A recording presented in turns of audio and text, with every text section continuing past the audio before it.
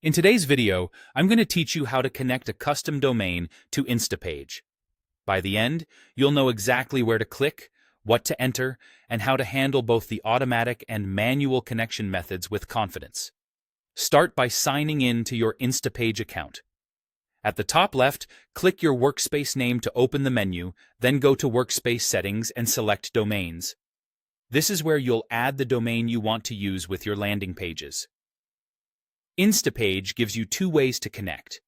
The first is automatic setup, which is the easiest if your domain provider is supported.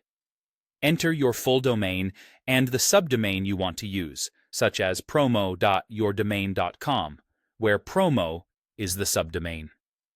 Choose the automatic option, and when prompted, authorize access so Instapage can create the necessary DNS record for you.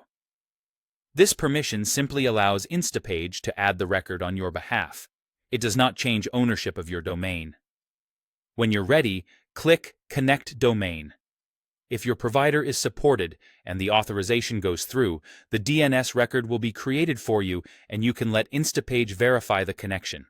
If the automatic route isn't available or doesn't work, you'll follow a manual approach. Still in Instapage, enter your domain and subdomain, for example offer.yoursite.com, where offer is the subdomain. Leave this Instapage tab open so you can reference the values it shows. In a new tab, log into your domain registrar or DNS host, such as GoDaddy, Namecheap, or Cloudflare. In your DNS settings, create a CNAME record. Set the host or name to your subdomain, like offer. For the target or points to field, use the destination Instapage displays in the domain section. This is what routes your subdomain to Instapage. The default TTL is usually fine, then save your changes. A few quick tips here. Make sure you're editing the correct domain.